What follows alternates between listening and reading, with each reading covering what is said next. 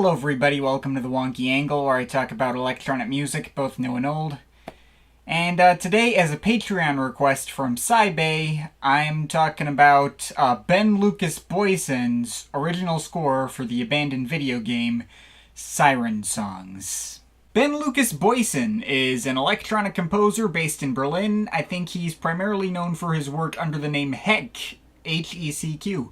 Under which he's released a number of IDM and ambient albums for the Hyman Records label, but he's also done quite a lot of work under his own name, not just a number of solo studio albums, but also a lot of soundtrack work for movies and video games and the like.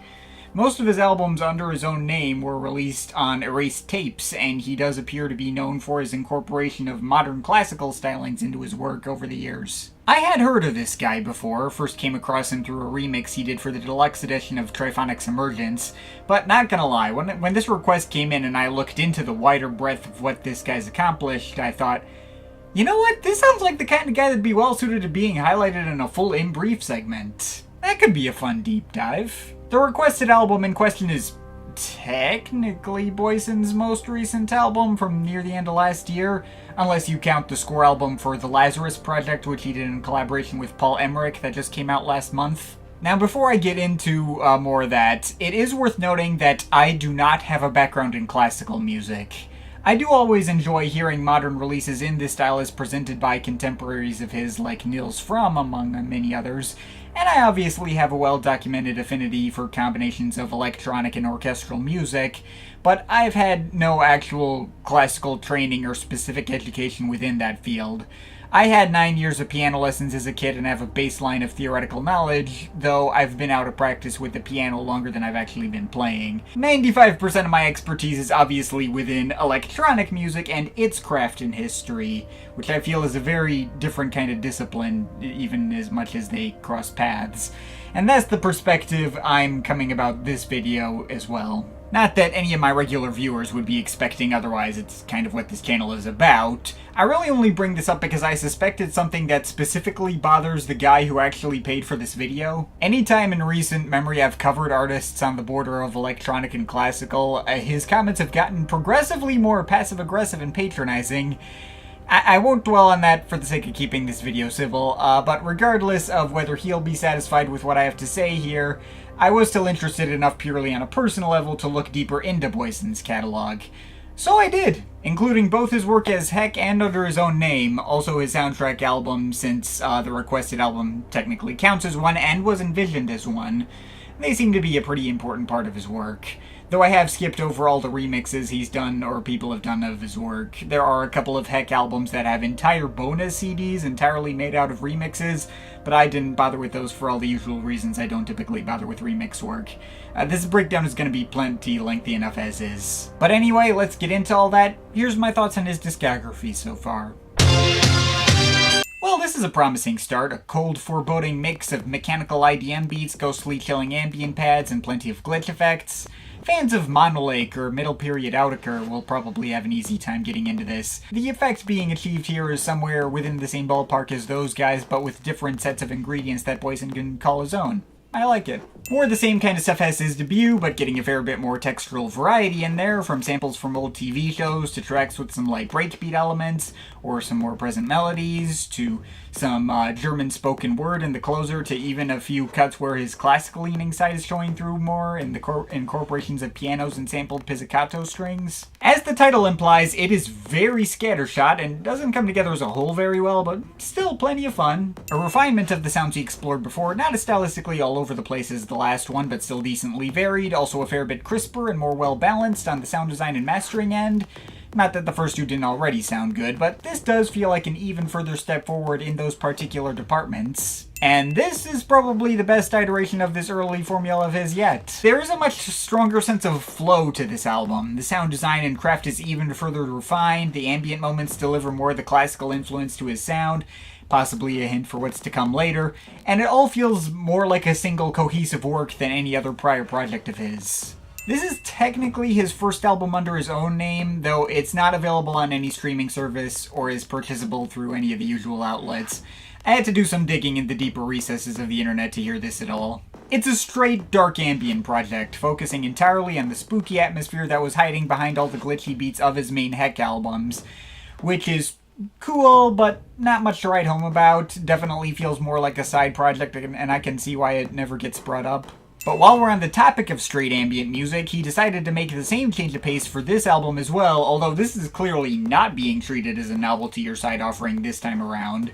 There's much more variety here, from experimental amelodic dark ambient compositions to formless glitch outings, to tracks with orchestral string pads, choirs, and even one modern classical piano piece. I'm not going to say this album is like a new all-time favorite or anything, much of it can fall into the background a bit, but it all works very well for what it's going for, and I can definitely see how this would eventually translate into him doing so much work with movie soundtracks. Really solid stuff all the same, I can hang on to this. This one mostly returns to the formulas he cut his teeth on, lots of heavy mixes of tactile arrhythmic IDM percussion with a few foreboding ambient moments, and one out-of-nowhere cut focused on a rap guest feature from Non-Genetic. That was weird. But aside from that, it's what you've come to expect. Very well crafted for what it is, and the production and mastering is absolutely pristine. And oh shit, he went full dubstep on this one. And the modern style of it too, did not see that coming at all. Apparently some fans were more than a little unhappy at this change of pace, because of course. But it is, once again, very well made for what it is. Supremely well produced, and dubstep fits surprisingly well being worked into his usual style. The kind of thing that could hit well if maybe I'm in a Coma Duster kind of mood. It's good. Meanwhile, back under his own name, he released a couple of proper film soundtracks. I haven't actually seen any of the films he's scored, just taking these as out-of-context album experiences on their own merits. But, this one will certainly do well for any fans of his Night Falls album, as it's pretty much entirely within the same territory as that project in its mix of experimental dark ambience, lo-fi orchestral pieces, and solo piano work. And while not better than that album, it's not too far off personal enjoyment-wise. Oh, and the last track on here is composed and performed by Nils Fromm, so that's cool. Copy-paste my thoughts on Restive over to this as well. This is a markedly warmer listen on average, with fewer experimental pieces, but it fits the same kind of mold and is about equally as enjoyable a listen. But those two soundtrack albums led to him releasing a new full-on studio album under his own name, often considered his proper debut under his own name. Infinite rounds not counting makes sense. But yeah, this is legit great. A much stronger and more consistently evocative mix of emotional piano compositions and heavy ambience, even with another guest appearance from Nils Fromm, who also mixed and mastered the whole thing, and some tracks with drumming from this guy who I don't feel like pronouncing the name of that provide some surprisingly jazzier or post-rock-ish touches. I enjoyed this more than any other ambient or soundtrack project he'd released prior. Very good. And getting back to his work as Hecq, okay, I picked this up thinking it was his next studio album, and it's actually a scattered compilation of unreleased material he'd made from 2001 to 2011. It is a surprisingly strong work in spite of that. There's a lot of really strong danceable IDM grooves, going up next to lots of chilling melodic ambience. And it's not as scattershot as you'd expect it to be. This can work at least as well as a mainline album as, say, Solarfield's Origin albums can. Solid stuff. Now, this was his next main Hecq album, though it's a weird one. Another wholly ambient release, titled after and made entirely out of recordings of a running supercomputer contained within a chapel in Spain. Made out of 4 untitled 20-minute experimental drone pieces. That structuring does, perhaps unsurprisingly, result in a very long-winded experience that left me pretty checked out by the end, but it is a pretty interesting and unique idea regardless. A few parts give me mild Tim Hecker vibes, which is cool. Next, modern classical-leaning album under his own name, his first album to be released on Erased Tapes. Wasn't quite as floored by this as I was by Gravity. It's kinda just another iteration of what he did there that's markedly less consistent or cohesive, but there's still plenty of beautiful moments all throughout, especially the track Golden Times 1. Right, then there's this score he did in collaboration with Sebastian Plano for the game Everything.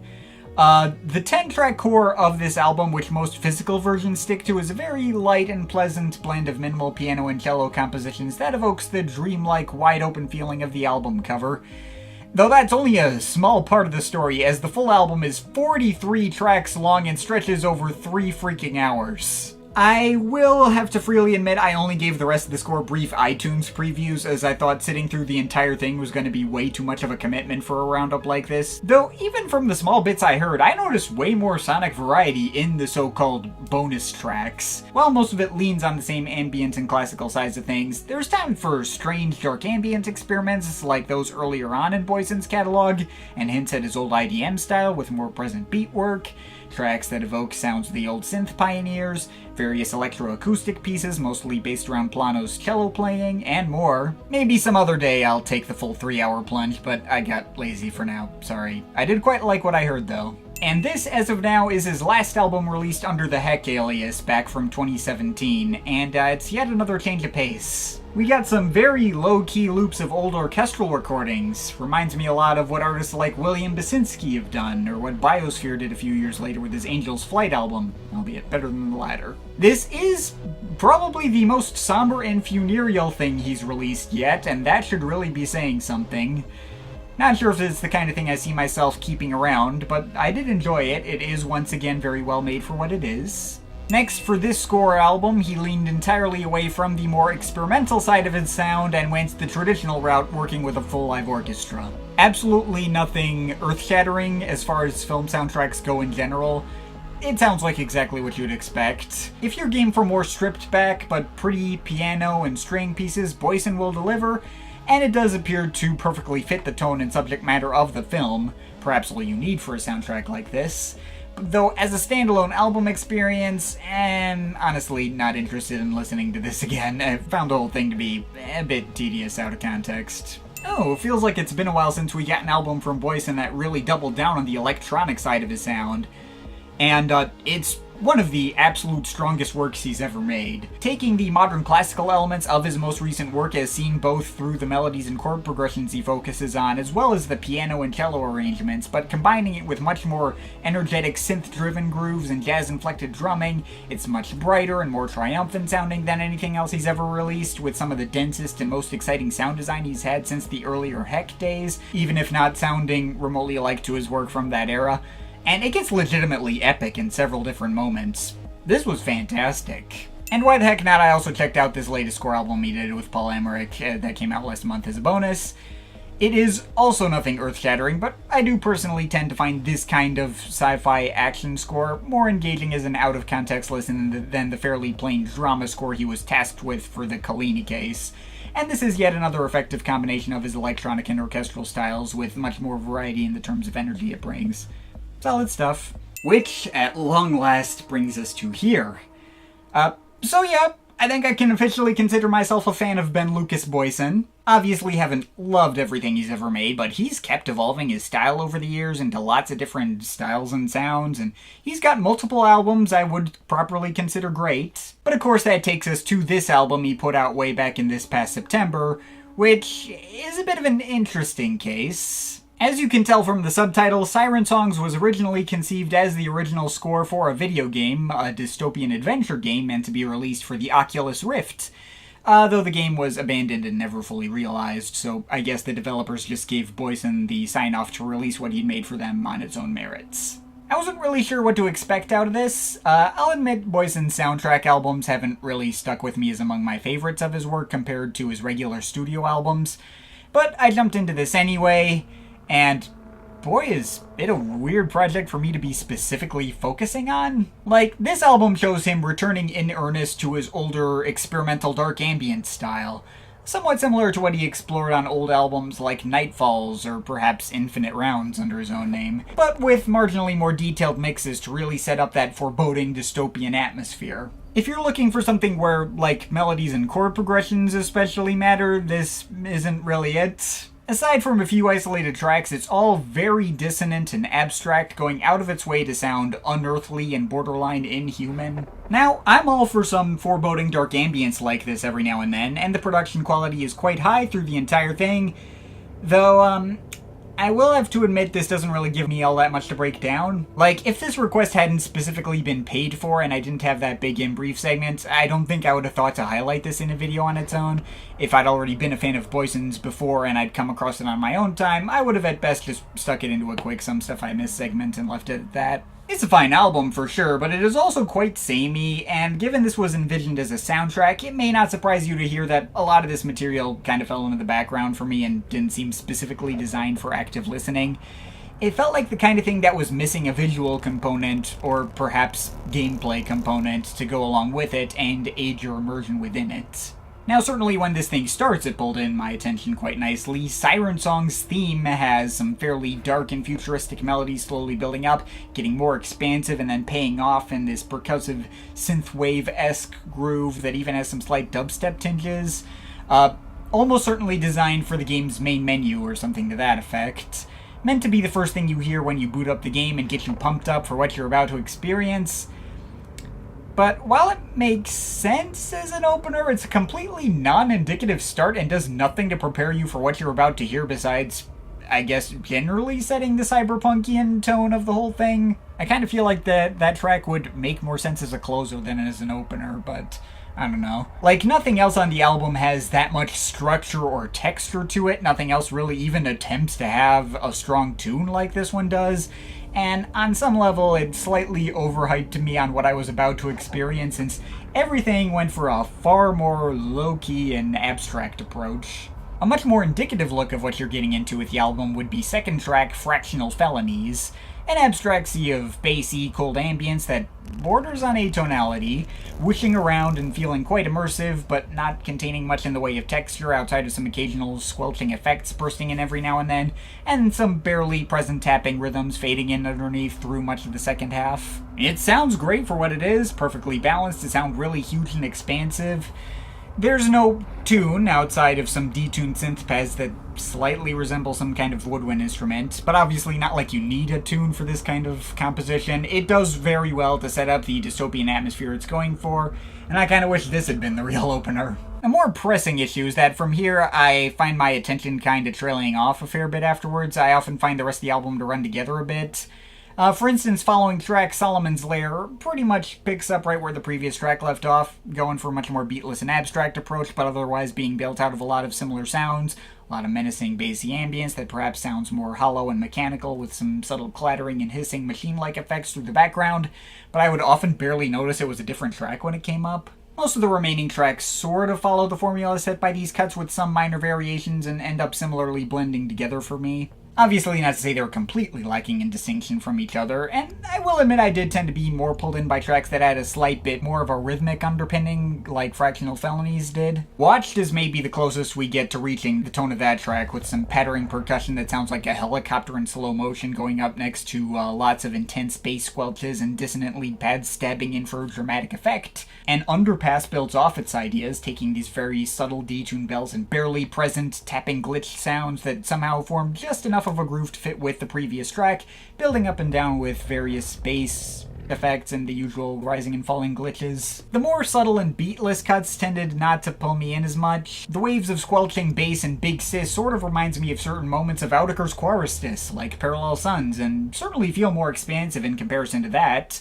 I'm certainly not against that parallel. But in context of this album, it still feels a bit too lightweight and meandering to really draw me in. And while I was mildly excited to hear the 10-minute wisdom of crowds, purely on the merits of its length, I was let down to hear this track was the least interesting cut of all. An extremely slow-moving wall of windy and noisy pads that feels very monolithic and kinda dull, and has all these very subtle, high-pitched, drill-like rising synth effects running through much of the second half that mildly got on my nerves. On the other hand, you also do get a track like Zero Pointers, which plays very slow-moving synth chords, letting each chord tap in and almost fully decay until the next one comes in. Even though that track was maybe even more subtle and minimalistic than anything else on the album, the constant fade-outs of each chord do give this track more dynamics, provide more of a sense of movement. That one did surprisingly turn out to be a consistent highlight for me as a result. And I could also get behind the more regular-sounding harmonies of the title track and its earlier counterpart, Siren Song Echo. Despite how dismal and sad their blurry pads of what sound like humming female vocals sound out of context, their simple minor chords feel almost calming and welcoming in comparison to most other tracks on here. I do also find it somewhat interesting that despite those two tracks being more or less two different iterations of the exact same idea and would be near indistinguishable from each other if played back to back, the actual sequencing of the album changes my reaction to both. Like, Siren song Echo comes in much earlier in the album, and often felt like it blended more into the much more desolate feeling of the early stretch, especially coming off the equally thick-sounding but less melodic approach to Solomon's Lair. But the closer, despite possibly being even blurrier sounding and more monolithic, stuck out to me a bit more after following several much darker and more experimental sounding pieces, especially feeling like a breath of fresh air after all the airy and meandering minimalistic squelching of Big Sis. Both are nice in any case. But yeah, that's about all I have to break down with this project. Absolutely, this thing does a good job of setting up its desolate alien atmosphere, and the production is spot on for what it's going for, even in the least interesting moments. If the video game in question had come out, I'm sure it would have fit perfectly and really pulled you into the experience. And while it doesn't not work as a standalone entity, it can certainly pull you into its imagined alien science fiction setting quite well on its own, I don't really feel like the album really gives me much to actually latch on to. Its desolate and empty and monochromatic feeling, while fully intentional, makes for a listening experience that just isn't as attention-grabbing or striking as I would have hoped. I'm sure the guy who requested this is going to be endlessly frustrated with how I've gone about this, but I can only speak for myself, and for me, this project, while decent, doesn't fully rise above its original purpose as a soundtrack to become something truly special in its own right. Just as I've said with many of his other previous albums, I think it's well made for what it is. I can definitely respect every decision behind it. I just don't really see myself coming back to it much in the future, and I think I'm overall feeling a 6.7 out of 10 on it. But of course, this is just my opinion. You can feel free to disagree with it, but I'd like to hear your thoughts, so leave the comments in the comment thing down there. Shout out to my Patreon supporters, they're awesome people. You want to add yourself to that list, link to my Patreon is in the description. But yeah, that's pretty much it. That's all for today. See you next time.